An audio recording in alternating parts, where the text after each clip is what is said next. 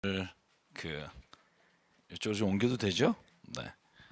디모데전서 이렇게 오래 하려고 한 게 아닌데, 그죠? 하다 보니 오늘 5, 6장을 끝낼 수 있을 것 같고요. 자, 디모데에게 준 이 바울의 개인적인 편지지만 교회에게 주시는 교회를 향해서 또 그리스도인에게 주는 말씀이라고 제가 여러분에게 말씀을 드렸고요. 지난주에 5장을 1장부터 10장까지 한번 나가봤고요. 오늘 이어서 말씀을 나가려고 하는데요. 5장의 내용은 뭐 저희가 아는 것처럼 단순합니다. 그 초대교회 가장 그 어려운 혹은 가장 힘든 사람이 누구냐 그러면 과부라고 했죠. 이유가 뭘까?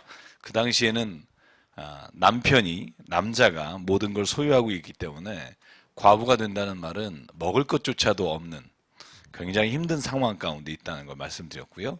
그래서 요한복음 4장에 남편을 5이나 뒀던 과부 여인, 그건 결코 그 여자가 세상을 마음대로 산 게 아니라 5번의 버림받은 사람이라고 하는 해석을 말씀을 좀 드렸고요. 그래서 5장 전체는 이 내용이에요. 혼자 된 과부를 교회가 어떻게 할 것인가. 제가 사도행전 6장도 말씀을 드렸고요. 그런데 60 아래 과부는 교회가 돌보는 대상에서 제외를 시켜라. 왜냐하면 오늘 성경에 이렇게 나와 있죠. 그들은 다시 결혼해서 살 수 있기 때문에 그 사람들은 교회가 돌보는 일에서 조금은 제외를 시키고 60이 넘은 과부들을 교회가 돌보게 해라. 요즘은 이 표현을 계속 쓰는지 맞는지 안 되는지 모르겠습니다. 자, 8절 지난주에 말씀드렸지만 같이 읽을게요. 누구든지 자기 친족 특히 자기 가족을 돌보지 아니하면 믿음을 배반한 자요 불신자보다 더 악한 자니라. 제가 이거 말씀드렸어요. 성경은 부모, 자식, 가족 그것을 언제든지 버릴 수 있다고 말하는 본문은 없어요. 제일 중요한 게 가족이에요. 성경의 단위로 볼 때. 그런데 누가복음 14장 26절에 물은 내게 오는 자는 자기 부모와 처자와 형제와 자매와 목숨까지 미워하지 않으면 내 제자가 될 수 없다고 하는 말은 마지막 천국 비유, 잔치 비유에 관한 말씀이라고 얘기를 드렸습니다. 자, 이제 기억이 좀 떠오르셨으리라고 생각하고요. 자, 9절부터 11절 가볼게요. 네. 같이 읽어보죠. 9절 11절 시작. 과부로 명부에 올릴 자는 나이가 60이 덜 되지 아니하고 한 남편의 아내였던 자로서 선한 행실의 증거가 있어 혹은 자녀를 양육하며 혹은 나그네를 대접하며 혹은 성도들의 발을 씻으며 혹은 환난 당하는 자들을 구제하며 혹은 모든 선한 일을 행한 자라야 할 것이요. 구제를 받는 사람 역시도 선한 일을 하는 사람이어야 하고 또한 그것이 상호간에 주는 것이 돼야지 어느 일방적인 사람이 계속적으로 받는 것을 성경은 구제 원칙으로 보지는 않습니다. 자, 보시죠. 왜 젊은 사람에게는 교회가 책임을 전체적으로 다 하지 않아도 되는가? 11절, 12절입니다. 시작. 같이 읽죠. 13절까지 시작. 젊은 과부는 올리지 말지니 이는 정욕으로 그리스도를 배반할 때에 시집 가고자 함이니 처음 믿음을 저버렸으므로 정죄를 받느니라.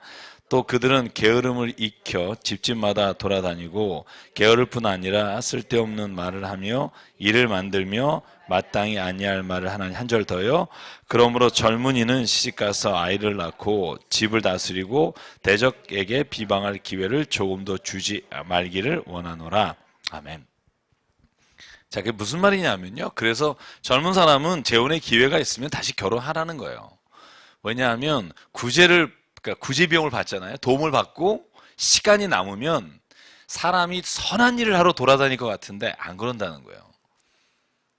돈이 있고 그리고 시간이 남으면 오늘 성경 이렇게 쓰고 있어요. 그 사람은 집집마다 돌아다니며 쓸데없는 말을 하며 일을 만든다. 저는 가끔 그 생각해요. 사람이 왜 불평하고 원망할까? 진짜 힘들어서 그럴 수도 있어요. 사람이 살다 보면 정말 힘들고 그러면 그럴 수 있는데 자기가 하는 일이나 자기의 삶에 있어서 최선을 다하지 않는 사람들도 그럴 수 있다고 생각합니다. 저는 자기 일에 최선을 다하고 그 다음에 정말 바쁜 사람은 주어진 일에 대해서 불평하고 원망하는 것보다 어떻게 하면 그 일을 잘 해낼 수 있을까 하는 생각을 더 먼저 한다고 생각하고요. 왜 교회당에서 이렇게 말할까? 시간이 한가하지 마라. 왜냐면 다니면서 집집마다 말을 만들고 일을 만든다. 저는 이 말은 좀 기억하고 좀 둬야 될 말이라고 생각해요. 늘 그래서 우리는요, 주의 일에 열심을 하라. 이 말은 뭐냐면 막 주님의 일만 하라는 게 아니라 세상을 향해서 모든 사람을 주님을 대하듯 하고, 그죠? 우리가 하는 모든 일을 주님께 하듯 하면, 다시 역으로 말하면 우리가 세상 가운데 하는 모든 일을 최선을 다할 때 그 일이 곧 우리에게 맡기신 하나님의 일이 된다는 거예요. 그러니까 조그만 일이라고 해서 소홀히 하지 말고, 하찮은 일이라고 해서 우리가 열심을 내지 않을 때는 분명히 우리 안에서 이 게으름이라고 하는 속성이 나타난다는 거죠. 여러분, 우리가요, 한가한 거하고 게으른 거하고 다른 거 아시죠? 뭐가 다를까요? 네? 네. 한가한 건 일이 없는 거고, 게으른 건 일을 안 하는 거고. 아, 없는 거와 안 하는 거 차이. 어, 저는 원래 이 생각을 안 했거든요. 요즘 그럼 느림의 미학이라든지 여러분 어디에 가나 그런 용어 참 많이 써요. 그 느림이란 단어를 요즘 어떻게 보면 우리가 현대인의 화두로 많이 쓰는 단어 중에 하나예요. 느림이란 단어. 여태까지 우리가 그죠? 경제적으로 좀 부유하기 위해서 뭔가 세상에서 더 많은 걸 누리기 위해서 막 바쁘게 사는 게 미덕처럼, 그죠? 나 바빠 그러면 야, 저 사람 참 일할 게 많구나 이랬는데 요즘은 바빠 그러는 게 사람들에게 좋은 말 잘 안 들어요. 그러니까 삶에 있어서 그 여유를 좀 갖는다는 게 저는 필요하다고 생각해요. 근데 이 여유가 여기서 말하는 것처럼 게으름이나 아니면 다른 어떤 쓸데없는 일을 만드는 것으로서의 여유가 아니라 자기 스스로를 내면적 성찰을 해볼 수 있는 시간. 저는요, 우리가 교회에 모여서 기도도 하고 또 성경 말씀도 나누고 우리가 해야 될 주님의 일도 해야 하지만 정말 우리 인생에서 가장 필요한 것 중에 하나가 뭐냐면 내 자신이 가만히 있어서 나 스스로를 바라보고 내가 어떤 존재인가, 내가 오늘도 지금 살아가는 방향은 잘 가고 있는 건가, 내 주변에 있는 사람 중에 내가 돌보지 못한 사람은 없는가? 자기 스스로를 돌아보는 반성적 사유를 할 수 있는 시간이 꼭 필요하다고 생각해요. 그러니까 그 시간을 갖지 못한 사람은요, 혼자 있는 게 불안하고 외로워요. 그런데 그런 시간을 갖는 사람에게는 그 시간이 오히려 풍요롭게 하고 자기 자신을 무엇인가 채워지는 느낌을 준다는 거죠. 그래서 우리가 인간으로서 해야 될 가장 좋은 것 중에 하나는 저는 독서라고 생각해요. 이 독서라는 게 꼭 책을 읽는다는 의미보다 무엇인가 상대방을 관찰하고 읽는 행위를 독서라고 하잖아요. 어디를 가나 이렇게 꼭 써 있는 문구 있어요. 사람은 책을 만들고 책은 사람은 만든다. 그쵸? 보신 적 있어요? 이런 문구? 어학당 앞에 주로 서 있어요. 그래서 저는 게으른 자는요, 자기가 할 일도 안 하는 사람이고, 제가 볼 때 한가한 사람은 자기가 시간을 내서 무엇인가 자기의 시간을 갖는 사람이라는 생각을 했어요, 저는. 여기 없는 거하고 안 하고 이거 보니까 좀 내가 너무 약간 부르주아틱하게 생각했나 이런 생각을 했어요. 진짜 없어서 한가할 수도 있겠다. 그래서 저도 들으면서 회개했어요. 교회 안에서도요, 좀 마음의 여유가 있어야 다른 사람에 대해서 관용을 베풀 수 있어요. 내가 막 너무 막 바쁘거나 너무 내 사는데 막 이렇게 몰돌해 있으면 다른 사람을 향해서 관여하거나 마음을 넓게 할 시간이 없는 거예요. 그래서 저는 전도서나 잠언의 말씀 중에 제가 좋아하는 게 그거잖아요. 하나님, 내가 너무 가진 게 없어서 하나님을 원망하지 않게 하시고, 내가 정말 가진 게 많아서 하나님이 필요 없는 존재가 되지 않기 원합니다. 저는 시간도 마찬가지라고 생각해요. 물질도 그렇지만 시간의 개념도 너무 막 쪼들려서 막 시간에 헐떡이다가 결국 다른 사람도 돌아볼 시간이 없고 다른 사람에 대해서 마음을 열 시간이 없는 거는 제가 볼 때 우리가 벗어나야 될 일일 것 같고, 너무 없이 살아도 되는, 너무 많아서 그래서 저는 오히려 그런 것도 별로 좋다고 생각 안 해요. 적당하게 일하면서 살 수 있는 게 저는 은혜라고 생각해요. 제가 오늘 제가 좀 미국 대선에 관심이 좀 많아요. 다음에 미국의 어떤 대통령이 뭐 시간 되면 출마하려고 하는데 아직 시민권이 없어서 그래서 뭐 공화당의 트럼프하고 뭐 저 민주당의 힐러리하고 제가 이따가 좀 말씀을 좀 드릴 분이 있는데, 트럼프라는 분은 정말 백만장자잖아요. 본인은 90억 달러가 있다고 주장하는 사람이고, 이 포버스에는 41억이라고 서로 싸우고 있어요. 난 자기가 돈 더 많다고 얘기하는 대선 후보는 처음 봤어요. 자기는 2배 정도 더 많다. 근데 아니다. 막 이러고 싸우고 있잖아요. 저는 그분들의 전용기를 봤어요. 한번 이렇게 전용기. 비행기를 혼자 쓰는 걸 전용기라고 하죠. 에어포스원하고 똑같더라고요. 뭐 그런.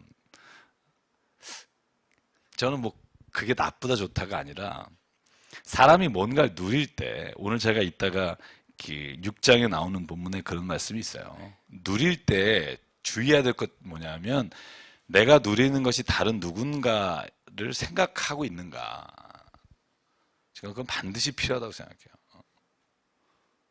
내가 누리면 됐지 뭐. 내가 그 정도 노력했는데가 아니라, 누리는 것이 결코 이 세상에서 다른 사람을 바라볼 때 내 자신이 하나님의 주시는 그런 기쁨과 하나님의 주신 걸 누리는 건가, 아니면 이걸 누군가의 것을 내가 뺏는 생각을 갖고 있는가, 그런 생각도 중요하다고 보고요. 그래서 오늘 저는 사도 바울도 그러는 것 같아요. 실제로 어려움 가운데 있지만 이 젊은 혼자 되는 분들에게 당신들은 일을 하십시오. 그리고 다시 재혼할 수 있다면 하십시오. 구제를 받으려고 막 노력하면서 자기 자신의 시간을 헛되게 쓰지 마십시오. 저는 이 조언도 저는 바울이 해야만 하는 디모데에게, 젊은 디모데에게 주는 말씀이 아실까 하는 생각이 들고요. 제가 16절 지난주에도 잠깐 읽었지만, 만일 믿는 여자에게, 우리 믿는 그리스도인에게 어떤 혼자 된 과부 친척이 있으면 당신이 그 사람을 도와주고 교회다가 짐지게 하지 마십시오. 저는 이것도 굉장히 중요하다고 생각해요. 여러분, 저는요, 제가 조금 더 다른 얘기일 수 있지만, 우리가 국가에서 받는 돈 있잖아요. 그게 무슨 복지든 뭐 최저생계비든 혹은 뭐 장애 어떤 거든 뭐든 내가 타는 거 있잖아요. 그런 것들을 탈 수 있는 건 다 타내고 막자같이 다 긁는다. 저는 그런 생각도 좀 안 했으면 좋겠어요. 제가 얼마 전에 통계를 봤더니 진짜로 받아야 될 사람들이 못 받고 안 받아도 되는 사람들이 자격이 된다고 해서 받아서 이 펑크나는 예산이 수백억이더라고요. 수천억까지 되더라고요. 그러니까 저는 그런 걸 보면서, 야, 이게 정말 선한 의도로 만든 건데, 그죠? 근데 그 선한 의도와 정말 필요한 사람이 아니라 나는 필요 없는데 내가 자격이 되는데 무슨 상관이야라고 받음으로 인해 누군가가 못 받을 수 있고 누군가가 제한되잖아요. 저는 그런 시각이 저는 그리스도인들에게 있어야, 실은 그리스도인이 교회 안에서 예수 믿는 사람으로 구원받아 만족한 게 아니라 우리가 가는 곳마다 꼭 세상에서 필요한 빛과 같은 존재, 세상의 소음과 같은 일이 일어날 수 있다는 생각하고요. 그래서 사도 바울도 오늘 이렇게 권면하는 것 같아요. 당신 주위에 누구 힘든 사람이 있느냐? 그걸 뭐 억지로 교회 안에 짐지게 하지 말고 당신이 도울 자 있으면 도와라. 저는 최인혁 집 전사님 제가 개인적으로 참 존경하는 분이에요. 제가 그분 페이스북을 보면서 늘 존경하는 게 뭐냐면, 자기가 이렇게 아프리카에 있는 친구들이나 이런 분들 뭐 10명 이상 그렇게 돕고 있지만, 요번에 어저께인가 페이스북 보니까 자기 돼지저금통을 몇 년 동안 모은 걸 다 쏟아서 그걸 은행에 갖다 주는데 거기 돈으로 자기 가족 또 이렇게 아프리카에 우물 파는 거 하려고 그걸 그냥 100원짜리, 500원짜리 모아서 그걸 따면서 그 기쁜 걸 쫙 쓰셨어요. 너무 기쁘다는 걸. 근데 그걸 보면서 저도 참 마음이 참 뿌듯했어요. 저희도 가족마다 한 사람씩, 솔직히 저는 이제 다른데 워낙 그래서 저희 가족은 다 하는데 저만 한 아이를 돕지 않았어요. 그러다가 최 전사님 그 말씀 듣고 저도 요번에 한 명 했어요. 저희 가족은 한 6년 전부터 이미 한 사람씩 이렇게 하고 있어서 맨날 카드 보는데 저는 없었어요. 그러다가 얼마나 기쁜지 제 자리에 붙여놨어요. 이렇게. 그러니까 서로 경쟁을 하려면 저희가 하나님 앞에서 선한 일을 좀 경쟁했으면 좋겠고, 내가 누군가를 도운 게 더 우리의 자랑이 됐으면 좋겠고, 어디서 뭘 따내고 얻는 것 자체가 우리의 자랑이 되지 않았으면 좋겠어요. 왜냐하면 실은 우리가 그것을 얻을 때 누군가는 못 얻을 수 있다는 생각을 가지면 저희는 교회라고 하는 곳이 세상에 실질적으로 하나님께서 우리를 통해서 원래 하나님이 만드셔고 왔던 세상, 창조의 세상을 다시 회복시키는 거라고 믿거든요. 저는 그런 곳이 교회가 됐으면 참 좋겠습니다. 그래서 오늘 보면 17절에 이렇게 되어 있어요. 잘 다스리는 장로들은 배나 존경할 자로 알되 말씀과 가르치며 수고하는 이들에게는 더욱 그리할 것이다. 서로 존경하자는 거죠.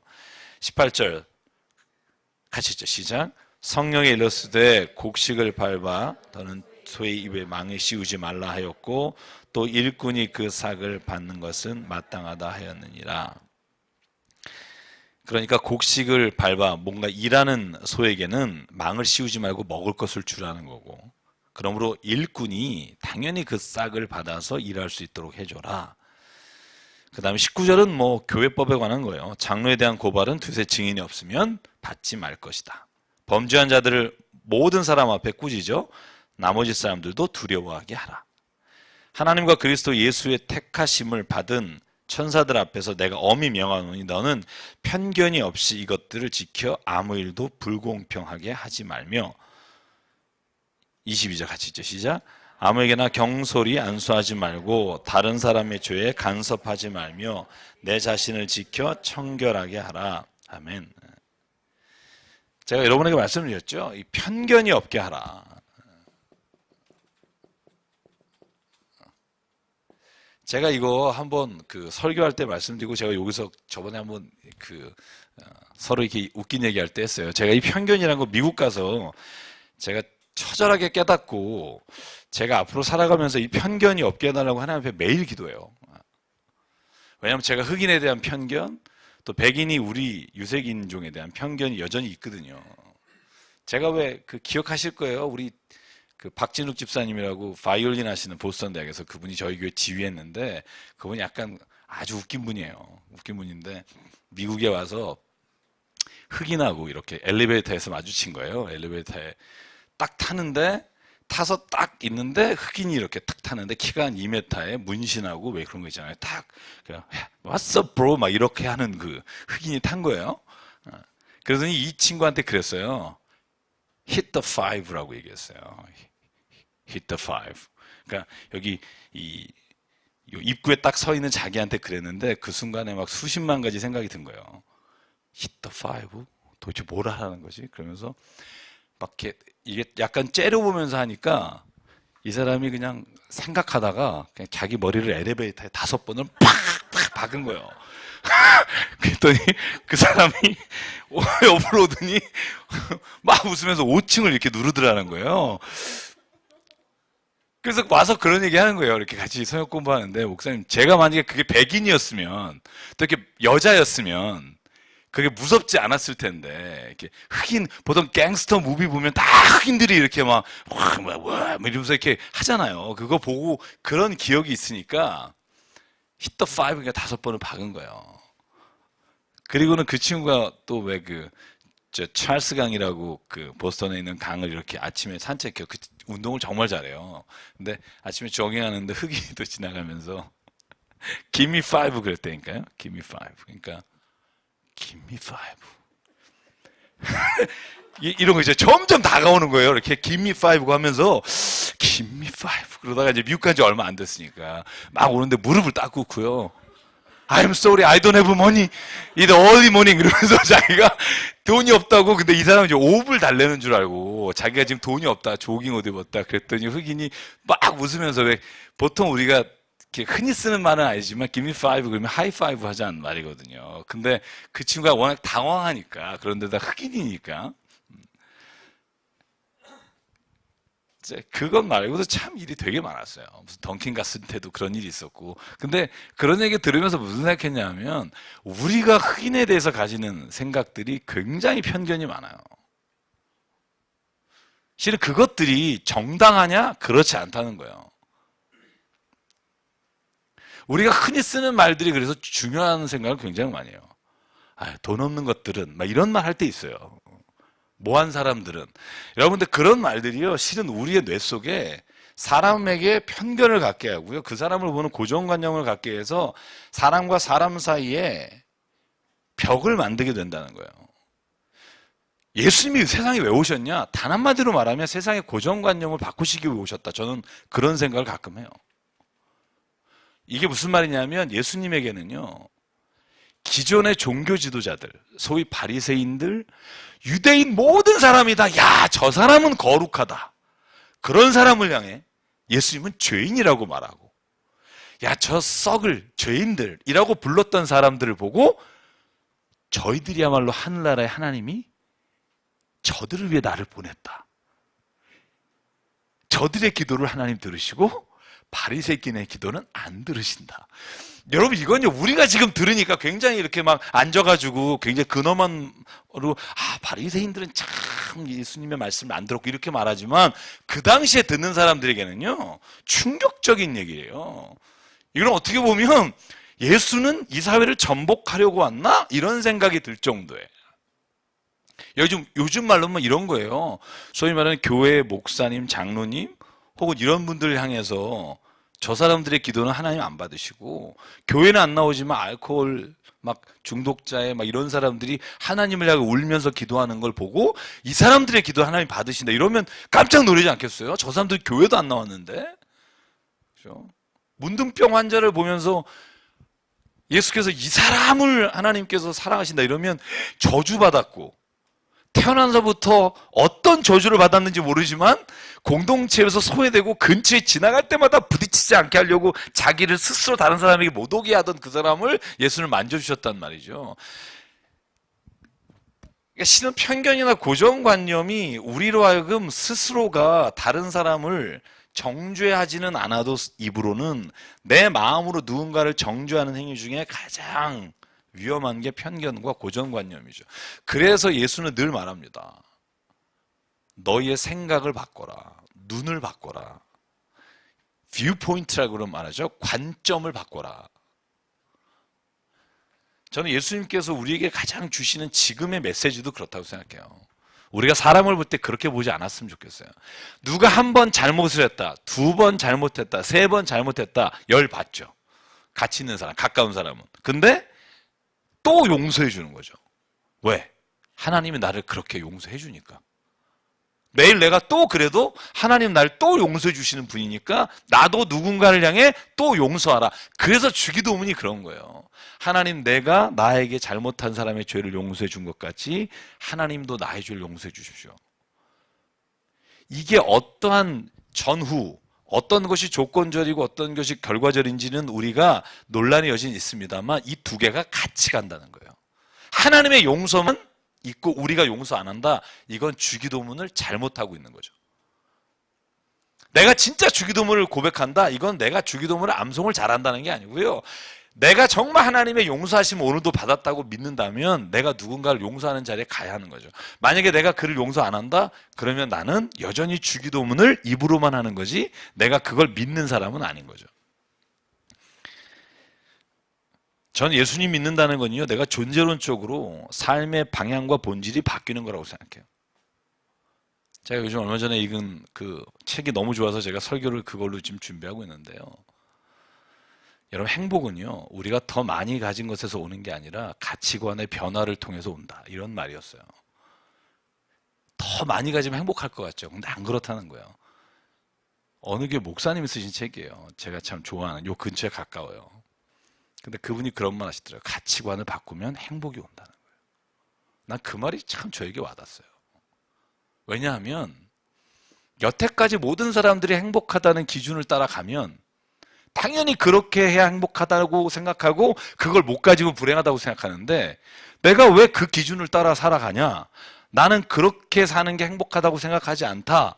나는 예수님이 말하는 게 행복하다고 생각한다라고 가치관을 바꾸면 나의 행복의 기준은 달라지고, 그러면 나는 다른 사람이 보기에 저 사람이 뭐가 행복할까 하지만 나는 행복하다는 거예요. 진짜 중요한 건 가치관이라는 거죠. 더 많이 가지면서 불행한 사람이 있고 더 주면서 행복한 사람이 있잖아요. 그 관점의 차이가, 가치관의 차이가 저는 인생의 방향을 바꾸는 길이라고 생각하고요. 저는 끊임없이 죽는 날까지 우리가 그것과 싸우다가 간다고 생각해요. 하나님 앞에. 근데 그 방향을 잘 잡아야 되는 거죠. 오늘 사도 바울이 하는 말이 그거예요. 편견을 갖지 말라. 이것들을 지켜 아무에게도 불공평하게 하지 마라. 세상에서 가장 힘든 게 뭐예요? 억울한 거예요. 저는요, 이 억울한 거 안 당해보셨죠? 아니, 당해보셨죠? 근데 문제는 뭔지 아세요? 진짜 재밌는 거? A하고 B가 있어요.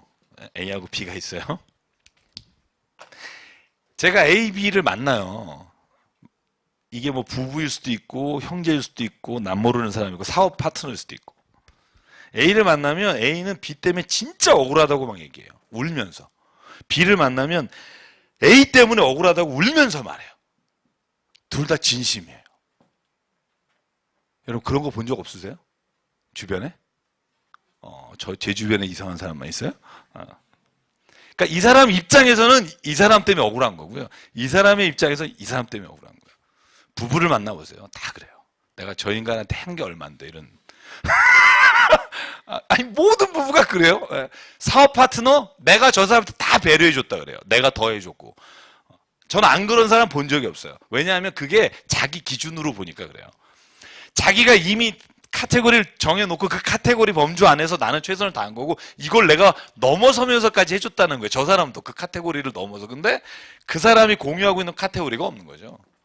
그러니까 그 사람들은 지금 나름대로 스스로의 카테고리를 벗어나서 해줬는데 이것을 이 사람이 몰라주거나 이걸 교묘하게 이용하니까 억울하다고 하는 거죠. 그래서 진짜 필요한 게 뭐냐면요. 세상에서 억울한 사람이 없어지게 만드는 일이에요. 저는 그것이 법이라는 제도인데 대법관, 저희 집으로 가는 길에 검찰청 있잖아요. 거기에 이거 하신 분 진짜 많아요. 이거. 대법관님, 우리의 억울함을 들어주세요.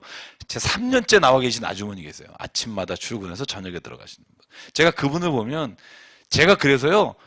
제가 이 이름을 말해도 되는지 모르겠는데 말하죠. 뭐 맨날 그분이 하고 있으니까 양승태 대법관님이라고 써 있는데 난 대법관 이름을 살펴본 적도 없어요. 평생. 찾아본 적 그분이 서 있는 거 보고 아 대법관 이름이 저거구나. 저분이구나 라고 알았어요.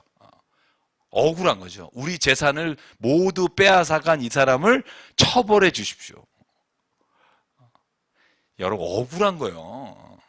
교회는요 억울한 걸 풀어줘야 된다고 생각하거든요. 근데 교회 올 때 더 억울한 게 생기는 경우가 있어요. 왜?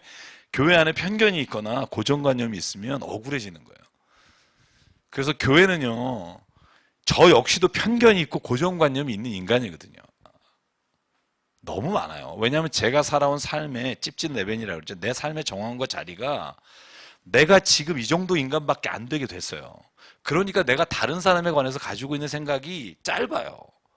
그러니까 늘 나는 나와 싸우는 거예요. 인생에 있어서. 다른 사람하고 싸우는 게 아니라 나의 이 내 좁은 생각과 싸우고 내가 알지 못하는 것 때문에 남에게 피해를 준 것과 싸우고 그래서 한경직 목사님처럼 나는 평생의 목회가 교인들하고 싸운 게 아니라 나 자신의 욕심과 싸웠다.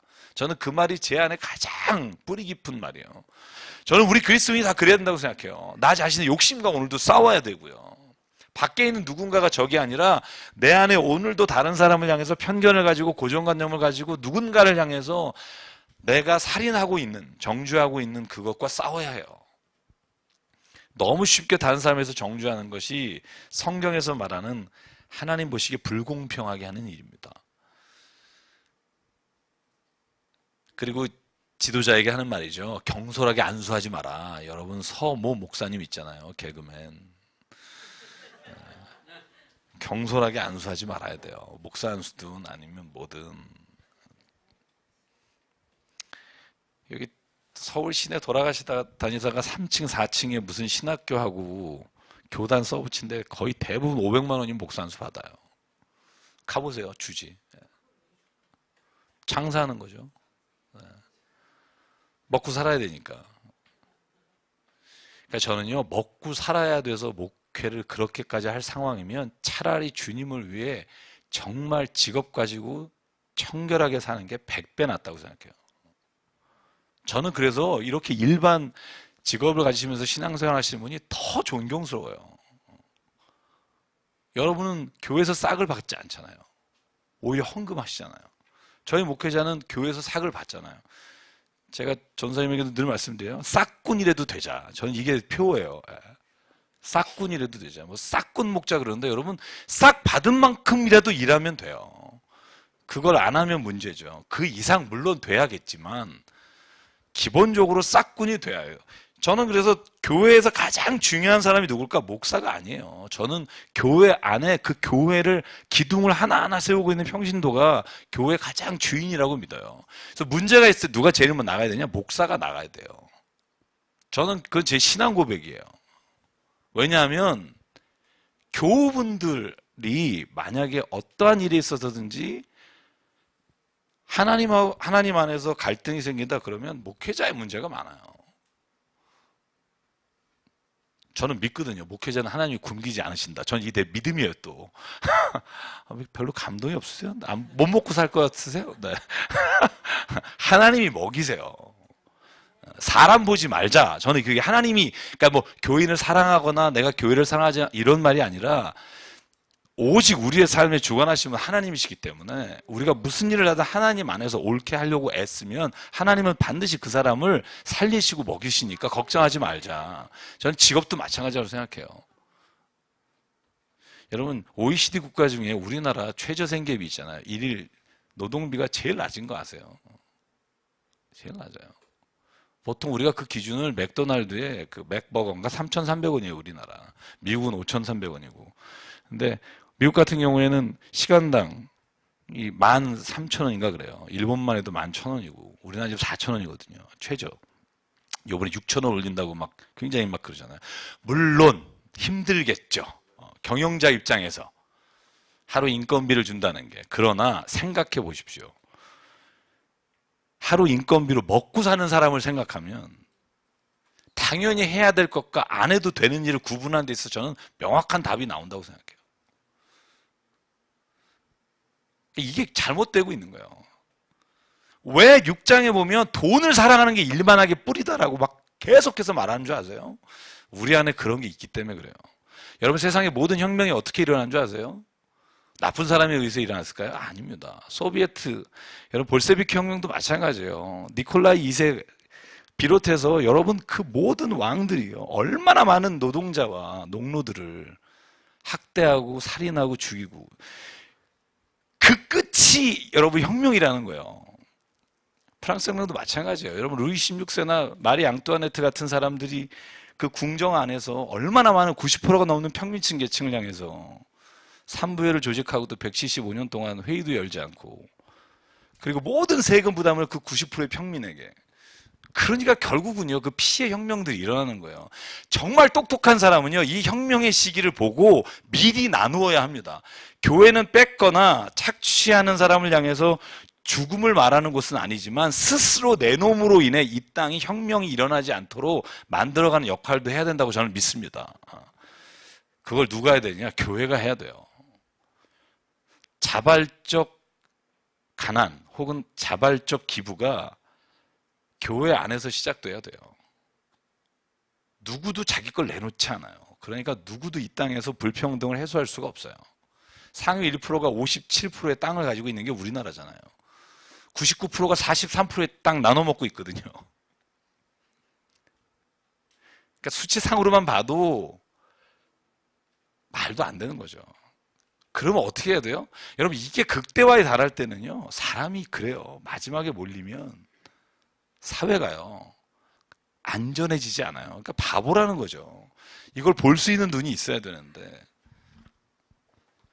예수님은 혁명가는 아니에요. 근데 어떤 사람이냐면, 저는 예수님을 볼 때 예수님은요, 이 땅에 사람들이 가장 평화롭게 사는 방법이 뭔지 아시는 분입니다. 창조하신 분이기 때문에. 그러니까 가진 자를 향해 내려놓으라고 말하는 거예요. 자, 이따 6장에서 잠깐 더 얘기할게요. 불공평하게 하지 마라. 그 다음에 오늘 이 5장에 제가 마지막 나눌 주제인데요. 여러분이 궁금해하는 주제, 아마 오늘 토론이 될 거라는 생각을 하고요. 같이 한번 읽을게요. 나머지 절 23, 24, 25 시작. 이제부터는 물만 마시지 말고 내 위장과 자주 나는 병을 위하여는 포도주를 조금씩 쓰라. 어떤 사람들의 죄는 밝히 드러나 먼저 심판에 나아가고 어떤 사람들의 죄는 그 뒤를 따르나니 이와 같이 선행도 밝히 드러나고 그렇지 아니한 것도 숨길 수 없느니라. 아멘. 여러분, 오늘 여기에 나오는 말 중에 이제 5장의 가장 큰 주제가 이제 술이라는 거예요. 그죠? 술. 네, 네, 술. 네. 제가 지난주에 잠깐 예고편을 말씀드렸죠. 도대체 성경은 취하지 말라는 거냐? 즐기지 말라는 거냐? 마시지 말라는 거냐? 네. 어떻게 생각하세요? 이렇게 말하시면 대부분 마신다는 얘기고요. 네. 취하지 말라. 네. 성경에 보면 술을 마시지 않는다 혹은 마시지 말아야 된다 하는 그 사람이라고 해야 되나 아니면 그 부류라고 말해야 되나 나실인이 있어요. 나실인. 그죠? 그 다음에 레갑인이 있어요. 레갑인. 레갑인이 누군지 아세요? 성경에 보면 신명기의 레갑인은요. 모세의 장인이 이드로잖아요. 그죠? 아들이 호밥이라고 되어 있어요. 근데 이 두 단어가 때로는 혼용될 때가 있는데 이 호밥이 여러분 아시죠? 나중에 가나안에 정착할 때 이 이두메 쪽의 사람들이 같이 정착한 사람이 있어요. 그 사람들이 레갑인이라고 불러요. 근데 이 레갑인은 자기네들이 술을 마시지 않겠다고 성경에 기록해요. 성경 본문을 보면 예레미야 35장 5절에서 8절 그 말이 나오는데요. 그래서 나실이라고 레갑인이 술에 취하지 않고 포도주를 입에 대지 않는다 이런 말이 나오는데 상식적으로 생각해 보세요. 어느 지파 혹은 어느 나실인이 뭐예요? 하나님께 서운한 사람이잖아요. 하나님이 선택해서 선별하셨든 아니면 자기가 어떤 기간을 일정하게 정하고 서원을 했든 이 나실인은 입에다가 포도주를 안 된다 그러면 여러분 기본적으로 나신을 제외한 사람들은 포도주를 입에 댔다는 걸 전제로 하는 거예요. 무슨 말인지 아시겠죠? 그죠? 그러니까 성경에서는 마시지 말라 쪽보다는 오늘 사도 바울의 표현도 뭐냐면 물만 마시지 말라고 너의 병을 위해서 약간의 포도주를 써라 하는 걸 보면 마시지 말라보다는 술 취하지 말라 쪽이 성경적이에요. 성경에 가깝죠. 그러나 특별한 기간이나 아니면 하나님이 정한 사람 혹은 내가 하나님 앞에서 이렇게 살겠습니다 한 사람은 술을 마시지 않겠다고 하나님 앞에 서원하고 심지어 포도도 막 먹지 않겠다 이렇게 서원한 사람이 있어요. 요즘 좀 자유로우세요? 네. 절주냐 금주냐 뭐 이런 건데요. 근데 사도 바울의 말을 빌어보면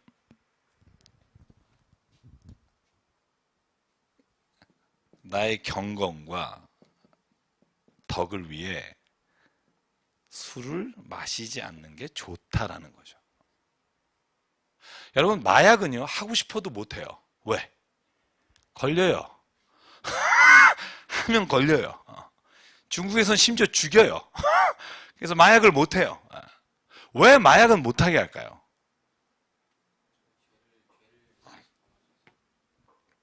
예를 들어서 골방에 가둬놓고 내가 마약을 혼자 한다. 나쁜 일일까요? 나쁘지 않은 일일까요? 네, 혼자서 그냥. 네. 이제 어려운 문제죠. 실은 중국이 이렇게 사람을 마약하는 죽이는 이유가 있어요. 영국과의 아편 전쟁 때문에 그래요. 영국이 중국을 침략하기 위해서 여러분 아편을 밀수입 혹은 아편을 통해서 중국인들을 자신의 삶의 자리에서 일하지 못하게 만들어 버리고 그것을 통해서 지속적으로 그죠? 중국이란 나라를 계속해서 자기 속국으로 삼으려고 하는 일. 그래서 아편 전쟁이 일어나잖아요.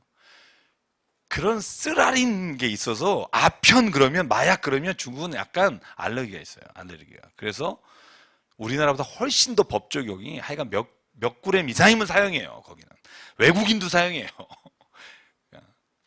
그런데 우리나라도 마찬가지로 술에 대한 아픔이 있어요. 왜 우리나라가 기독교가 들어오면서 특히 개신교가 들어오면서 술은 마시지 말라가 됐냐 하면 우리나라가 조선시대 이후에 개화기 때 선교사들이 와서 봤을 때 논과 밭에서 낮이면 막걸리, 밤이면 모여서 그래서 술 때문에 이 나라가 일본에게 망하고 있다는 걸 봤어요. 그래서 시작한 운동이 뭐냐 우리가 강경에 갔을 때 보셨죠? 강경에 갔을 때 금주운동 기독교에서 제일 먼저 한 게 금주운동, 금연운동이에요. 왜냐하면 이 나라가 술 때문에 망했다. 선교사들이 보고 그래서 우리나라는요 다른 나라보다 훨씬 더 강하게 술에 대해서 알레르기가 있어요. 이게 불과 여러분 1910년, 1935년 그때 일이니까 지금으로부터 한 7, 80년 전 일이거든요. 뇌리에 있는 거예요. 그 술에 대한 안 좋은 기억들. 그래서 우리나라는요 다른 데보다 훨씬 더 강해요. 술 취하지 말라 하는 게. 그런데 술이라는 게요 여러분도 마셔보셔서 아시겠지만 뭐 지금은 아니라 마셔보셔서 아시겠지만 자기가 절제하기가 어렵다는 거죠. 마약도 마찬가지고. 그리고 제가 예전에 키에르케고로 말씀드렸듯이 여러분 이런 마약이나 담배나 술이 가지고 있는 특성이 뭐예요? 예전만큼의 쾌락을 느끼려면 횟수가 증가해야 되고 그리고 반복하는 횟수도 증가되고 양도 많아져야 예전의 쾌락을 느낄 수 있는 거죠. 그러다 보니까 계속 이런 것으로 인해 나 스스로가 만족하기 위해서는 계속 점점 중독될 수밖에 없는 거예요. 그래서 중독이 무섭기 때문이죠. 그래서 여러분 그리스도인은 바울의 말처럼 경건과 덕을 위해서 술을 안 하는 거지. 여러분 지옥에 안 가려고 안 먹는 건 성경적으로 보면 아니라는 거예요. 정말 술 먹는 사람에 대한 손가락질을 사회에서 자기가 당연히 해야 될 덕목을 안 하는 사람에게만 조금 한다면 교회가 정말 많이 좋아질 거라고 저는 생각해요. 사회적으로 사기치거나 돈을 띵겨 먹거나 노동 착취하거나 이런 일들을 우리가 교회 안에서 술 먹는 거를 비난하는 정도의 10분의 1만 하면 세상 깨끗해질 거예요. 저는. 근데 아무리 회사를 차려서 아무리 사업을 하면서 돈을 떼어먹고 사기를 치고 아무리 노동 착취하고 어음 6개월 1년 동안 주지 않아서 하청업체 다 무너져도 교회에다가 헌금을 많이 하면 아무 말도 안 하니까. 그러니까 사람들은 둔감해지는 거예요. 그래서 저는 이런 것들을 좀 똑같은 밸런스로 하자는 거예요. 똑같은 밸런스로. 이런 것들에 대해서 술이나 이런 것들에 대해서 개인적으로 이런 것들에 대해서 우리가 왜 그렇게 많이 하냐? 왜 하냐? 이렇게 말하는 정도로 사회에서 우리가 하는 서로 간에 조금 나쁜 일을 서로가 이렇게 말해줄 수만 있어도 교회 안에서의 깨끗한 세상이 일어날 수 있다는 거죠. 제가 옛날에 얘기했잖아요, 여러분. 제가 창피한 얘기 말씀드렸잖아요. 어디 가서 커피 마시고 주차요금 내야 되는데 주차하는 사람 아무리 차도 없어서 뭐 어디 갔나 보네요. 그리고 이제 차 타서 가려고 제가 그랬더니 옆에 있던 집사님이 제가 그래서 농담으로 그랬어요. 하나님이 오늘도 저에게 돈이 굳게 하시려고. 그랬더니 옆에 있는 분이 저한테 그러는 거예요. 목사님 우리 그리스도인이잖아요. 저희 교회 다니잖아요. 그러면서 목사한테 감히 그러면서 그 돈을 계산해서 본인이 이렇게 그 문 닫혀 있는데 그 앞에도 이렇게 꼬깃꼬깃 놓으시더라고요. 자, 우리 교회 교육은 아니었어요. 아, 근데 그게 저에게 굉장히 충격적이었어요. 그러니까 저는 그냥 찾다가 찾으려고 노력했고 문 닫혀 있으니까 어떻게 할 방법이 없어서 그냥 오늘은 가고 다음에 드리죠. 이런 마음을 가졌는데 그건 이제 마음이었죠, 전적으로. 다음에 거기를 제가 또 갈 일이 별로 없기 때문에. 근데 그분이 그 한마디와 그것 때문에 저는 그다음부터 내 생각이 거기에 관해서는 굉장히 달라졌어요. 없어도 혹은 누가 보지 않아도 이건 우리는 그리스도인이잖아요. 우리 예수 믿잖아요. 예수님 믿잖아요. 전 이 말이 저한테 이게 뇌리에 늘 있어요. 우리가 사업하는 분에게 사업하는 친구에게 그 말을 해줄 수만 있다면 그걸 또 당연히 받을 수만 있는 세상이 되면 저는 이 땅이 하나님의 나라 천당은 안 돼도 한 900당까지는 되지 않을까. 심지어는 잘 띵겨 먹는 방법을 가르쳐 주잖아요. 전수하잖아요. 저는 세금을 잘 낸 사람이 하나님이 정말 사랑하시고 천국 가다 그렇게 생각 안 해요. 저는 떼어먹든 안 먹든 하나님의 구원은 은혜로 주시는 거라고 믿어요. 근데 우리의 그런 어떤 모습과 삶을 통해 하나님은 이 땅에 빛을 내시는 거죠. 소금이 되시는 거고. 나 하나 구원받는 문제가 아니라 서로가 그런 말을 들으며 남이 나에게 그런 채찍을 할 때 고마워할 수 있는 교회. 고마울 수 있는 그리스도인. 야, 내가 미안하다. 그런 생각을 못 했네. 그렇게만 우리가 되면 정말 사도 바울이 디모데에게 하는 것처럼 그런 세상이 일어나지 않을까. 그래서 여러분, 우리가 구원받지 못할까봐 무서워서 안 하는 게 아니고요. 그것을 통해서 하나님이 세상 가운데 어떠한 말씀을 하실까, 어떻게 우리를 통해서 일하실까를 기대하는 마음으로 우리 마치 나시린처럼 우리가 그것을 안 하겠습니다. 하나님 앞에 말하는 거죠. 너 왜 안 했어? 이런 게 아니라 나는 하나님 이렇게 하겠습니다. 이렇게 할 수 있게 되기를 원합니다. 그렇게 하는 것이 저는 성경적인 생각이 아닐까라는 생각을 갖게 되고요. 그래서 25절에 그런 말이 나는 거죠. 같이 읽어볼게요. 시작. 이와 같이 선행도 밝히 드러나고 그렇지 아니한 것도 숨길 수 없느니라. 우리가 막 자랑해서 드러나는 게 아니라 내가 그렇게 하나님 앞에서 살 때 그게 드러나는 거죠. 이렇게 하나님의 선행이. 아, 그 사람 예수 믿는 사람이래. 야, 그래 어쩐지 다르더라. 야, 그 사람 예수 믿는 사람이 어쩐지 감옥 가더라. 뭐 이러면 안 되는 거죠.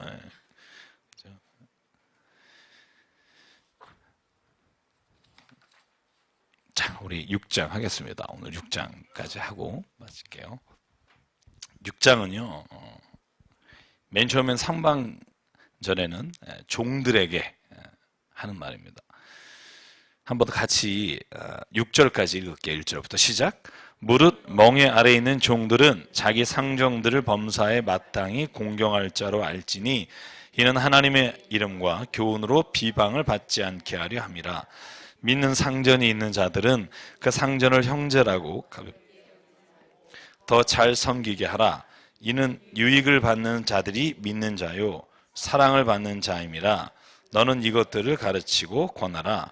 누구든지 다른 교훈을 하며 바른 말 곧 우리 주 예수 그리스도의 말씀과 경건에 관한 교훈을 따르지 아니하면 그는 교만하여 아무것도 알지 못하고 변론과 언쟁을 좋아하는 자니 이로써 투기와 분쟁과 비방과 악한 생각이 나며 마음이 구패하여지고 진리를 잃어버려 경건의 이익의 방도로 생각하는 자들의 다툼이 일어나느니라. 그러나 자족하는 마음이 있으면 경건은 큰 이익이 되느니라. 아멘.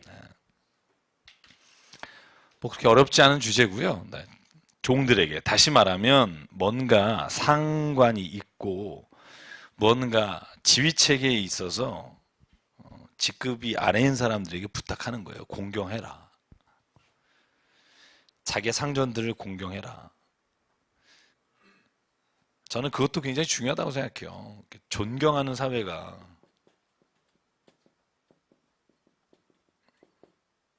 굉장히 중요하다고 생각해요, 여러분. 존경하는 사회. 교회도요. 서로 존중해야 돼요. 존중하고. 저는 우리 한국 문화에서는 장유유서가 굉장히 중요하다고 생각해요. 목사지만 연배가 많으신 분들에게는 장유유서가 적용되는 게 한국이거든요. 그러니까 존경하는 사회는 여기에 바울이 말한 것처럼 종들에게 상전을 향해서 존중하는 마음을 갖고 또 덧붙여서 이렇게 말해요. 만약에 상전 중에 믿는 사람이 있다. 그러면 더 건방지게 굴지 말고 더 그를 향해서 형제라고 가볍게 여기지 말고 더 잘 섬겨라.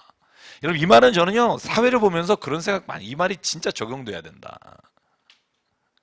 여러분 회사 직원들이나 아니면 일하시는 분들이요 내가 편하거나 믿는 사람이면 더 막혀요.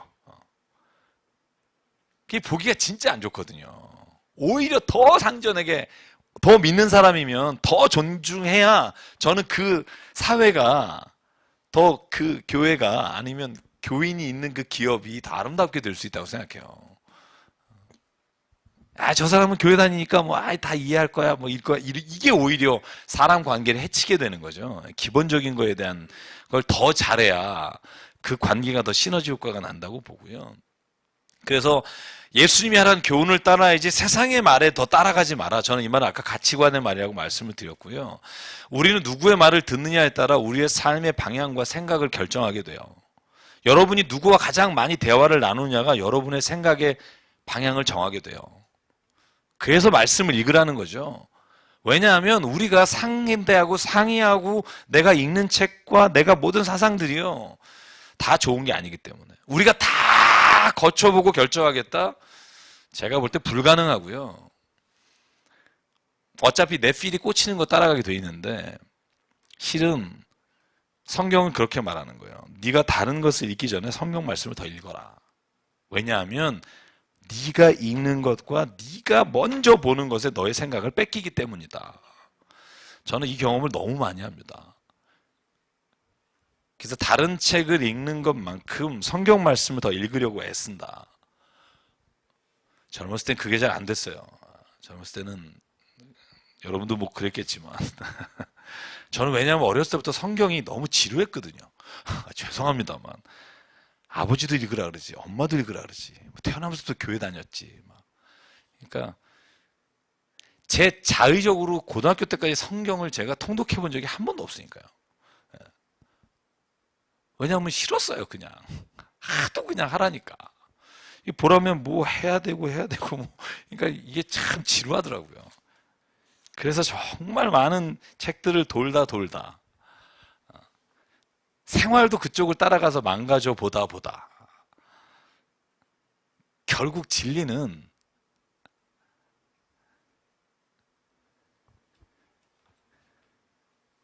내가 결정할 수 있는 게 아니구나. 저는 그 생각에 도달했어요.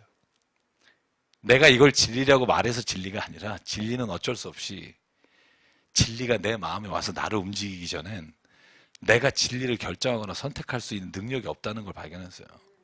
칸트가 아무리 좋았지만 그것이 내가 진리인지 아닌지를 결정할 만한 결정권이 없다는 거죠. 니체가 아무리 좋지만 그것이 진리인지 아닌지를 결정할 만한 기준이 없어요. 요즘 동문회에서 왔어요. 뭐가 그 뭐냐면 이게 패가 와서 걸어놨는데 거기에 이렇게 써 있어요. 그 베리타스 리베리타스인가 그렇게 돼 있어요. 그래서 진리와 자유 이렇게 써 있어요.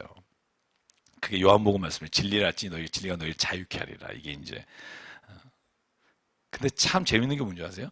진리를 알아야 자유하죠. 근데 진리를 알려고 따라갔는데 진리가 나를 자유하게 하는 게 아니라 이게 진리라고 따라가다가 내 자신이 무너지면 더 이상 나를 건져줄 게 없는 그 안에 들어가니까 자유가 아니라 두려움이 와요. 그래서 그 유명한 말 있잖아요. 에릭 프롬이 한 말 중에 제가 여러분에게 늘 하는 말 중에 사람은 자유로부터 도피하고 싶어 한다니까요. 왜냐하면 자유가 불안하거든요. 왜냐하면 내 안에 진리가 없기 때문에 진리가 뭐라고 벌만한 기준도 없기 때문에 근데 젊은 시절에는 한 번쯤 그 길을 갔다 오죠. 가죠. 저는 근데 오늘 이 말씀 중에 제 마음에 탁 와닿는 게 뭐냐면요. 5절이에요. 마음이 부패하여지고 진리를 잃어버려 경건을 이익의 방도로 생각하는 자들의 다툼이 일어난다. 여러분 이 말이 무슨 말일까요? 경건을 이익의 방도로 써요. 이건 지금 사도 바울이요, 디모데와 교회 안의 지도자에게 쓰는 말이에요. 경건까지도, 그러니까 믿음까지도, 신앙까지도 돈 버는 수단으로 쓴다, 혹은 이익의 수단으로 쓰는 경우가 얼마나 많냐는 거예요. 그건 진짜 믿음이 아니라는 거예요. 정말 수많은 사람들이 교회 와요. 왜? 인간관계 쌓으려고. 사업, 좋은 수단으로. 근데 거기서 한 걸음 더 진리를 향해 가야 되는데 관심 없어요. 관심 없어요. 그걸 보고도 안타까워하지 않으면 저는 그건 교회가 아니라고 보는 거죠. 진리란 성경의 말씀에 따르면 영원하신 하나님의 사랑, 그 사랑을 깨달을 때 진리를 깨닫게 되고요. 그래서 진리는 사랑이에요. 사랑이 있는 곳에 진리가 있고요. 하나님이 창조하신 원래 모습이 사랑이고요. 왜 인간을 만들었습니까? 하나님도 할 말 없다니까요. 한번 물어보세요. 왜 인간을 창조했어요? 내가 물어보면 하나님 뭐라고 말할 것 같으세요? 할 말 없다니까요.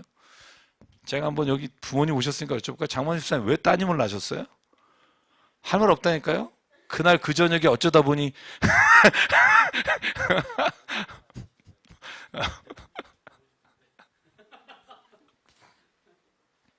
그럼 할 말은 딱 하나예요. 그냥 낳고 보니, 혹은 사랑 때문이란 말 외에는 없다니까요. 왜 이 무거운 짐을 자식을 데리고 가야 될까? 저도 가끔 그 생각해요. 사랑밖에는 없어요. 이 자식이 나중에 큰 돈 벌어서 나 잘해줄까봐 그냥 그동안에 투자한다, 뭐 이 생각으로는 답이 안 나와요. 왜냐면 투자치고 너무 힘들어요. 차라리 그 돈 모아서 사는 게 나아요. 만약에 하나님께 왜 인간을 만드셔서 이렇게 인간이 하나님이라고 하는 존재, 나 자신이 그냥 있다고 느끼면서 하나님이라는 존재를 거절할 뿐만 아니라 생각하는 걸 무식하다고 생각하는 이 사람들을 왜 만드셨냐 물어보면 답이 없다니까요. 사랑하는 것밖에는. 지금도 왜 기다리냐, 구원하냐, 이거 말도 안 된다. 그죠? 여러분, 요번에 국회의원 한 사람이 말했다가 요즘 되게 욕먹잖아요. 여러분, 그거 아세요? 요번에 그 도청장치, 국정원 안에서 막 계속 믿어달라고 그러니까 국회의원 한 분이 나오면서 이랬어요. 저 안에 완전히 계속 뭘 증거는 하나도 없고 믿어달라, 믿어달라, 믿어달라 그 소리만 반복하고 있다. 저긴 완전히 지금 국회가 아니라 교회예요, 교회. 이랬다가 지금 굉장히 구설수에 올라오고 있어요. 교회가 뻥치는 데냐, 뭐 이러면서. 왜 교회를 빗대서 국정원을 하냐, 뭐 이러고 지금 막 계속 올라오고 있어요. 근데 세상을 그렇게 봐요. 다 교회를. 하나님이 어딨냐, 사랑이 뭐냐, 인간이 그냥 이렇게 우연히 생겼고 우연한 존재 중에 우리가 삶의 방향과 존재 의미를 내가 찾는 거지 어디서 오냐 막 이러고서 사는데도 하나님은 그걸, 성경을 그러잖아요. 돌아와라, 내가 너를 사랑한다. 여러분, 이 말을 자체를 믿는 우리가 멍청해 보이죠. 왜냐하면 사랑 안에 들어가지 않으면 그것처럼 멍청한 게 없다니까요. 내가 내 딸을 사랑하는 걸 만약에 옆에서 아무 인간관계나 사랑을 모르거나 부모 자식을 모르는 사람이 봐봐요. 멍청한 짓이지. 먹을 거 안 먹고 학원 보내는 거. 아유, 이것처럼 멍청한 짓이 어딨어요? 세상에 이것처럼 멍청한 짓. 근데 한단 말이죠. 그걸 이해하는 사람 누구예요? 자식 키워본 사람이에요. 그러니까 사랑의 관계는요, 내가 그 안에 들어가지 않으면 도저히 알 수가 없어요. 그래서 사랑을 가르칠 수가 없어서 또한 믿음도 가르칠 수가 없어요. 믿음도 인생의 삶에서 그 사랑을 경험한 사람에게 오는 거지 누가 가르칠 수가 없어요. 그래서 경건을 이기의 방도로 생각하는 거예요. 여러분, 교회가 그렇게 되면 안 됩니다. 경건이란, 믿음이란 한 존재가 나의 삶의 본질이 하나님으로부터 왔으며 그 하나님이 주신 것이 사랑의 본질이라는 걸 깨닫고 내 힘으로 내가 그 사랑 안에 들어가길 거절하는 모습을 하나님이 아시면서도 나를 끝까지 사랑하시는 그게 십자가의 사랑이라는 걸 깨닫는 순간 내가 그 안에 들어가는 게 경건이고 믿음이지, 다른 사람이 그렇다니까 그렇다고 될 수 없는 게 믿음이에요. 그래서 믿음은 내 자신을 적나라하게 볼 수 있는 사람이 믿음 안에 들어갈 수 있어요. 그걸 성경은 죄라고 말해요. 본질적인 죄. 그걸 사도 바울은 이렇게 말하죠. 유혹과 욕심에 정욕의 십자가, 정욕을 십자가에 못 박아라. 전 제 안에 있는 그 뿌리를 볼 때마다 아주 화가 날 때가 있어요. 왜 이걸 못 걷어내지? 왜 이렇게 이기적이지? 어제도 이제 그 생각했어요. 왜 이렇게 이기적일까 나는. 여러분이 보시는 그대로예요. 왜 이렇게 이기적일까? 또 회개하고. 왜 이렇게 욕심이 많지? 왜 이렇게 정욕이 많지? 근데 성경은 그게 잘못된 게 아니라는 거죠. 그 방향을 잘못 가고 있으니까 네가 이렇게 괴로운 거지. 방향을 제대로 가면 제가 디모데전서 4장 4절 하나님께서 주신 모든 것은 선하심에 감사함으로 받으면 버릴 것이 없는 거죠. 늘 그걸 내 안에서 새기는 거죠. 이것도 하나님의 선하게 바꾸시고 인도하실 걸 믿습니다. 그러므로 6절이 나온다고 봐요. 그러므로 자족하는 마음이 있으면 경건은 이익이 된다. 여러분 자족이라는 단어 사도 바울이 참 좋아하는 말이에요. 빌립보서 4장 11절 나는 자족하기를 배웠노라. 그죠? 어떤 곤고함이나 어떤 부유함에 어디에 있어도 나는 자족하는 걸 배웠다. 여러분 이 자족함이라는 게요. 하나님이 우리 인간에게 주신 그리스도인에게 주신 가장 큰 축복이라고 믿어요. 있는 거에 자족하는 마음을 가질 때 여러분 감사하는 마음이 생겨요. 아무리 많아도 만족하지 않은 사람이 있고요. 아무리 없어도 만족하는 사람이 있어요. 그게 자족이라는 축복이라고 생각하거든요. 자족은요 비교해서 오는 게 아니고요. 자족은 내가 내 자신 안에 있는 풍성함을 바라볼 때 그때 내가 할 수 있는 말이에요. 그래서 오늘 그 유명한 7절이 나오죠. 우리가 이 세상에 아무것도 가지고 온 것이 없으며 또한 아무것도 가지고 가지 못하리니 우리가 먹을 것과 입을 것이 있은즉 족한 줄로 알 것이니라.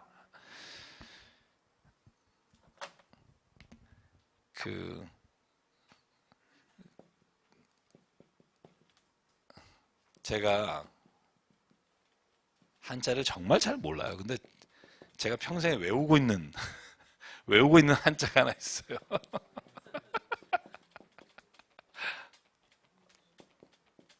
맞죠? 제가 이거는 늘 안 잊어버리려고 그래요. 빈손으로 와서 빈손으로 간다. 저는 이게 어쩜 이렇게 성경 구절에 자족해라. 왜? 어차피 너는 이 세상에 빈손으로 왔고 빈손으로 간다. 공수래 공수어다. 저는 이게 동양의 어떤 생각이고 그렇지만 저는 사람이 인간이 생각하는 것은 저는 비슷하다고 생각해요. 그게 그리스도인이든 아니면 일반 어떤 사람이든. 근데 그걸 마지막 지향을 어디에 두고 그것을 보느냐에 따라 이 모든 내용들은 완전히 달라져요. 공수래 공수거니까 이 세상 막 살자 이렇게 할 수도 있어요. 어차피 와서 어차피 가는데 뭐 한번 인생 한번 뻑 하고 한번 정말 뽐나게 살아보자 이런 사람도 있고요. 그러니까 이 본문이 이 내용에 동의한다고 해서 우리의 삶이 다 똑같아지는 건 아니에요. 그래서 도대체 우리가 무엇을 지향하느냐? 제가 그래서 말씀드렸잖아요. 코페르니쿠스의 어떤 천동설, 지동설을 이렇게 구분할 때 참 재밌는 건 뭐냐면요. 천동설과 지동설에 쓰였던 데이터는 90%가 똑같다니까요. 그 데이터를 어떠한 어썸션, 어떤 가정, 어떤 이론에 대입하느냐에 따라 결과가 완전히 반대가 나온다니까요. 태양이 또 지구가 나머지 행성이 도는 궤적은 똑같다니까요. 그런데 지구가 도느냐 태양을 도느냐는 전제가 달라지니까 이 데이터가 다 달라지는 거예요. 그러니까 성경도 마찬가지예요. 성경을 많이 알고 있다고 해서 그 사람이 신앙적인 거다? 저는 아니라고 생각해요. 성경이 지향하고 있는 방향과 가치관과 목적과 하나님의 어떤 계획과 뜻의 방향이 있는 사람이 성경의 내용을 깨달았을 때 그것이 하나님의 뜻을 따라 쓰이게 되죠. 이 많은 지식들이 결국은 세상의 욕심을 따라 살아가는 나의 삶에 꽂히면 이건 다 그것을 합리화하기 위한 걸로 쓰일 수 있다니까요. 결국 본질은 뭐냐 하면 우리의 삶에서의 가치관과 방향이라고 생각해요. 근데 그걸 누가 말하느냐? 성경은 말하죠. 저는 예수님이 하신 말씀이라고 생각해요. 그래서 여러분 디모데전서 6장은 그래서 이후에 시작되는 말이 뭐냐 하면 돈과의 싸움이에요. 오늘 그 얘기만 하고 마칠게요. 자, 보죠. 9절부터 볼게요. 자, 9절부터 12절까지 시작.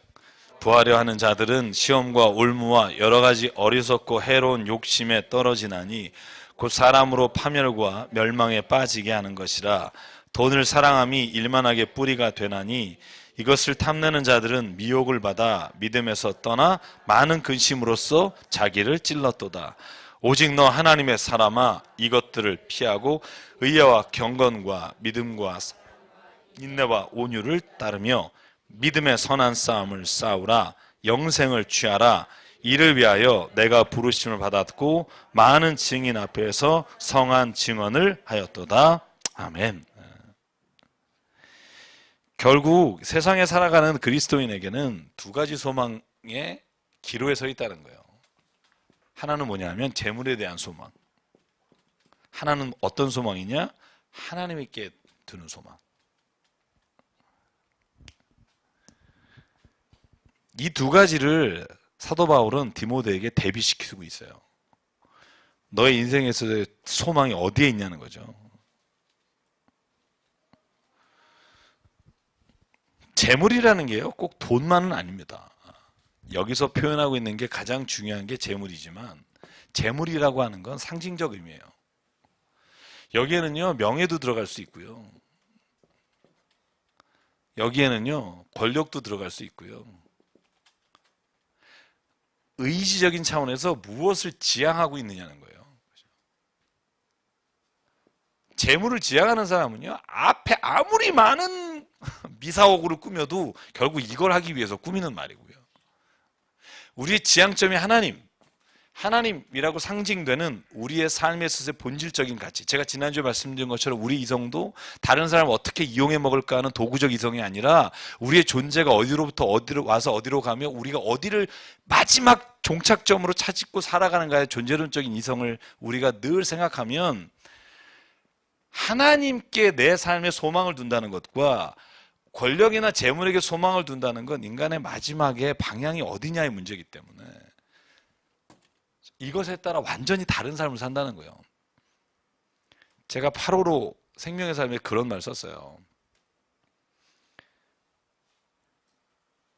정수기에는요, 아무리 좋은 휘발유를 넣어도 그건 못 써요. 정유소에는요, 저 가스스테이션에는 아무리 좋은 물을 부어도 그건 차가 안 달려가요. 그죠? 실은 우리가 신앙에 있어서 인간에게 진짜 만족을 주는 게 뭔지를 모르면서 자꾸 채워넣는다니까요. 지금 우리의 삶이 그렇다니까요. 다른 사람이 그러니까 좋은 집 사면 행복하겠지. 막 넣어요. 근데 가보면 또 한 달 있으면 좀 작아 보여. 그죠?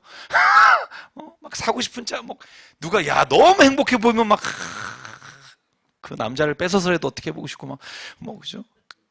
막상 그걸 가지면 가질수록 배 불러야 되는데 배고프단 말이죠. 왜 그러냐 하면 내 안에 무엇으로 채워야 내가 진짜 만족할지를 우리는 아무도 모르면서 자꾸 뭘 채우고 있다니까요. 그러니까 채우면 채울수록 배고프다니까요. 그게 존재가 가지고 있는 방향성 없는 삶이에요. 성경이 말하는 게 뭐예요? 왜 사랑이란 말을 해요? 왜 믿음이란 말, 왜 소망이란 말을 해요? 바울이 왜 그걸 계속 강조해요? 사람의 본질은요, 사랑이 채워져야 만족할 수 있는 거예요. 근데 진짜 채워야 될 사랑, 하나님으로부터는 사랑, 사람과 사람 사이의 그 사랑, 우리가 다른 사람에게 주는 그 무엇을 바라보지 못하고요, 세상이 말하고 있는 걸 늘 채우고 막 있으면서 이 정도면 잘 사는 거지 막 이러는데 사실 내 안은 텅 비어 있다니까요.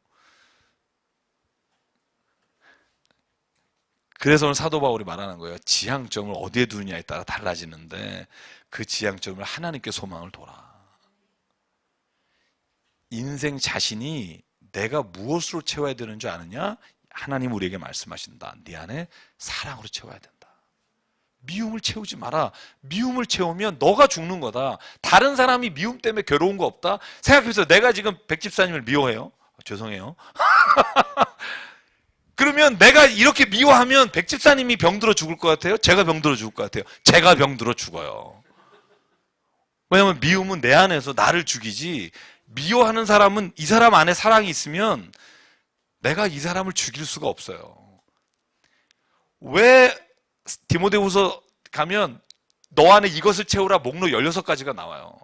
후서에. 그러니까 이걸 해라, 이걸 채워라, 이걸 채워라. 근데 하나님이 왜 이걸 채우라고 하느냐? 그게 진짜 인간에게 살아가는 데서 가장 중요한 거기 때문에. 본질이기 때문에. 다른 것을 아무리 채워봤자, 이런 마태복음 5장에 나오잖아요. 무엇을 입을까, 먹을까, 마실까. 이거 정말 솔로몬의 옷이 엄청나 보이지만, 너 봐라, 드레핀 백합화보다 훨씬 못하다? 왜냐하면 하나님이 이미 너희 안에 주시고자 하는 것들 채울 때 만족이 있지. 아무리 다른 걸 채워봤자 만족이 없다니까. 막 좋은 집 엄청 많고 빌딩이 있었을 때가 더 좋으세요? 지금 신앙생활 하신 게 더 좋으세요? 우리 권사님.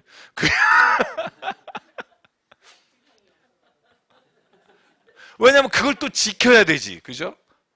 또 사기 안 당해야지. 뭐, 그러니까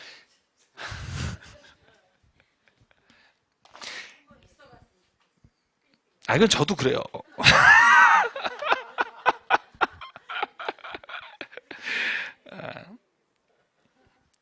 저는 그래서 오늘 돈을 사랑하면 일만하게 뿌리다. 이 말은 결국 왜냐하면 우리의 초점이 거기에 있으면 아무리 우리가 종교적 행위를 하든 아니면 기도를 하든 뭘 하든 다 그것이 그걸 얻기 위한 거니까 허탈해지는 거예요. 이게 아무 소용이 없으니까 어느 날 내가 교회를 뭐하러 다니지? 이렇게 된다니까요.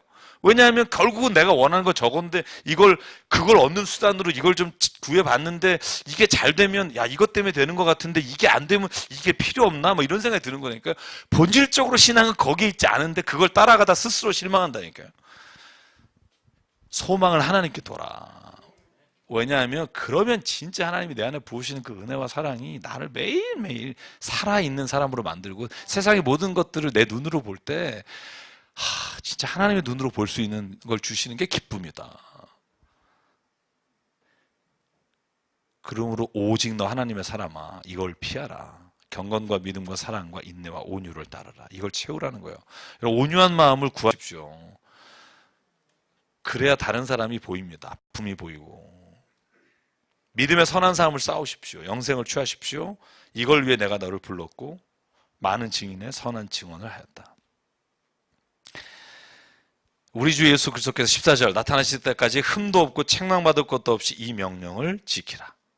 기약이 이르면 하나님이 그의 나타나심을 보이시리니 하나님은 복되시고 유일하신 주권자이시며 만왕의 왕이시며 만유의 주시도다. 16절부터 마지막까지 읽죠. 시작. 오직 그에게만 죽지 아니함이 있고 가까이 가지 못할 빛에 거하시고 많은 사람도 보지 못하였고 또 볼 수 없는 이시니 그에게 존귀와 영원한 권능을 돌릴지어다. 아멘. 내가 이 세대에서 부한 자들을 명하여 마음을 높이지 말고 정함이 없는 재물에 소망을 두지 말고 오직 우리에게 모든 것을 후히 주사 누리게 하시는 하나님께 두며 선을 행하고 선한 사업을 많이 하고 나눠주기를 좋아하며 너그러운 자가 되게 하라. 이것이 장래 자기를 위하여 좋은 터를 쌓아 참된 생명을 취하는 것이니라. 디모데야, 망령되고 헛된 말과 거짓된 지식의 반론을 피함으로 내게 부탁한 것을 지키라. 이것을 따르는 사람들이 있어 믿음에서 벗어나느니라. 은혜가 너희와 함께 있을지어다. 아멘. 디모데야, 헛된 지식을 따르지 말고 내게 부탁한 걸 지켜라. 이걸 디모데후서에 가면 더 자세하게 말해요. 내가 너에게 부탁한 걸 지켜라. 아름다운 것을 지켜라. 그래서 우리가 찬양고에 복음성가 있죠. 아름다운 것을 힘써 지키세요. 이게 디모데후서에 나오는데요.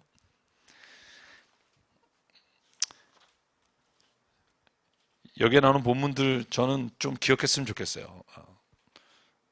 재물에 아예 관심 갖지 말라는 건 아니에요. 왜냐하면 재물이라고 하는 것을 목적으로 살지 않으면 재물이 필요하다는 걸 알게 된다는 거예요. 그런데 그 재물은 더 이상 내 욕심을 채우기 위한 존재가 아닌 거죠. 그럼 어떻게 되느냐? 오늘 사도 바울이 말하죠.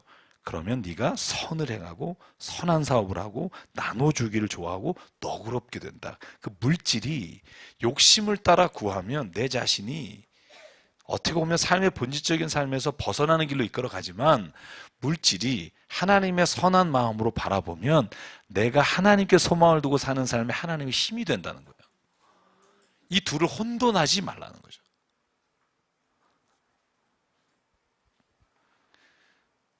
제가 아까 말씀드린 그 후보 중에요. 제가 그 얘기 한번 마칠게요. 트럼프하고 민주당의 버니 샌더슨이라는 사람이 있어요. 여러분 버몬트주 상원 의원인데요. 저는 이 사람 글을 요즘 읽으면서 되게 많이 어떤 면에서는 굉장히 공감하는 부분이 있어요. 이분이 자기를 이렇게 말해요. 민주적 사회주의자다. 그래서 자기 스스로를 향해서 데모크라틱 소셜리스트라고 말해요. 이 사람은 뭐라고 말하냐면 이 공화당 쪽에서 이 사람 비난하기를 뭐라고 비난하냐면요. 사회주의자라고. Yes, I'm socialist, but I'm democratic socialist라는 거예요. 왜?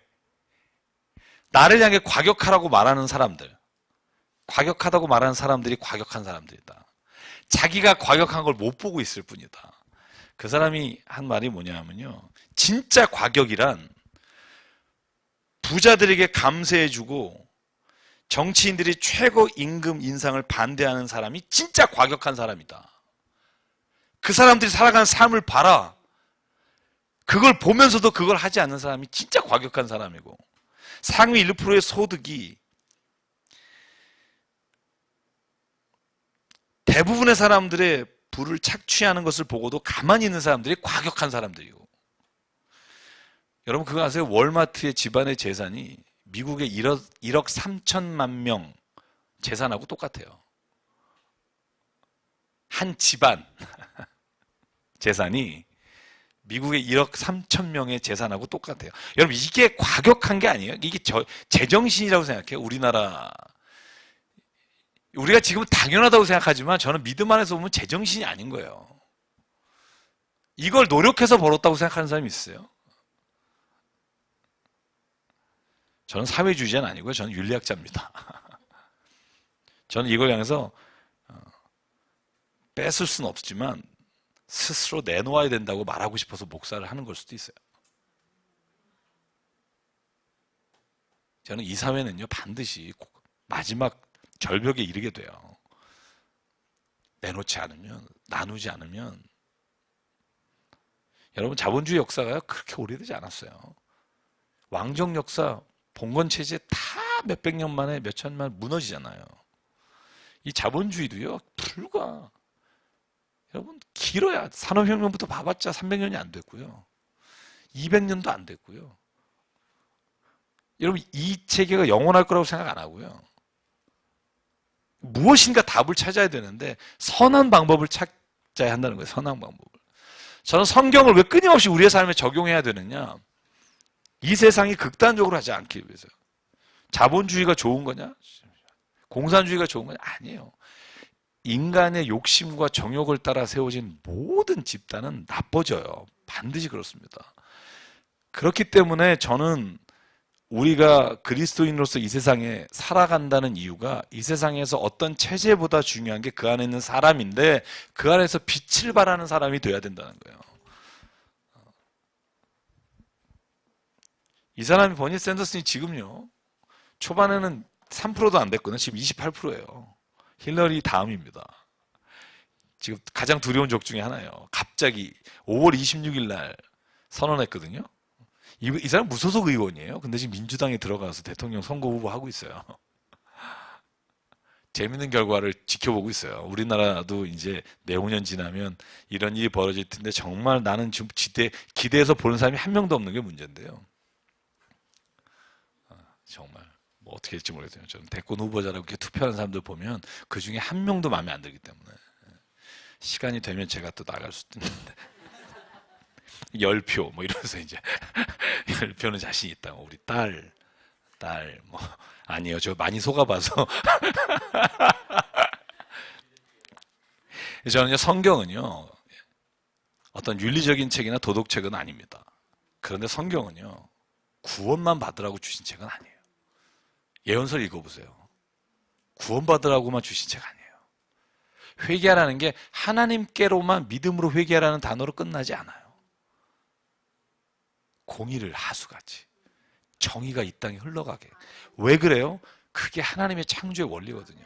모든 사람이 하나님 앞에서 사랑을 누릴 자유가 있고 모든 사람이 배고픔으로부터 하나님이 먹이시는, 여러분 창조의 에덴 동산에서 하나님이 아무도 수고하지 않고도 먹게 주신 그 땅, 인간의 욕심과 정욕으로 말미암아 더 가지려고 영원히 내게 두려고 하는 것으로 인해 생긴 이 땅이 참혹하면서 구원할 사람은 저는 하나님밖에 없고요.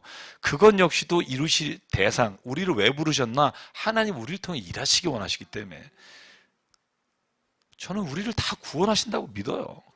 그 문제가 우리의 막 따지면서 막 너는 요거 안 믿냐 있고 제발 그런 거 가지고 우리가 인생을 소비하지 말고요. 하나님의 선하심과 구원의 확신이 있는 사람에게 하나님은 이 땅을 고치자고 정말 눈으로 보라고 저는 그 마음을 주셨다고 믿거든요.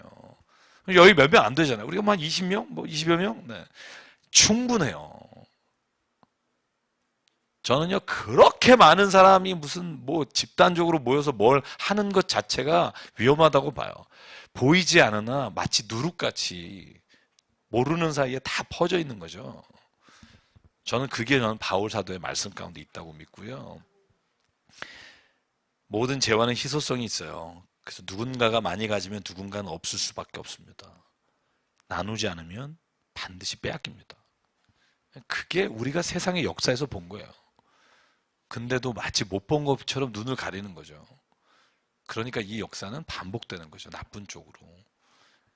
하나님의 개입은요, 초자연적인 하나님의 역사하심이 쫙 뚫고 와서 역사의 한순간을 완전히 뒤집는 것, 여러분, 그것이 우리가 말하는 파루시아, 마지막의 종말이라면, 우리가 이 땅에서 하나님이 우리를 통해서 지금 하시는 일은 뭐냐 하면, 우리 하나님의 부르심을 받은 사람이 이 땅이 하나님의 그 에덴이 돼갈 수 있도록 우리가 불가능하다고 말하지만 하나님은 능히 이루실 수 있다고 믿음으로 살아가는 사람을 통해 이 땅에 그 일을 이루신다고 저는 믿습니다. 그 믿음 가지고 저희가 살아갔으면 참 좋겠습니다. 잠깐 기도하죠. 같이 기도하겠습니다. 기도하실 때 오늘 한번 나 자신을 보면서 주님 앞에 고백해서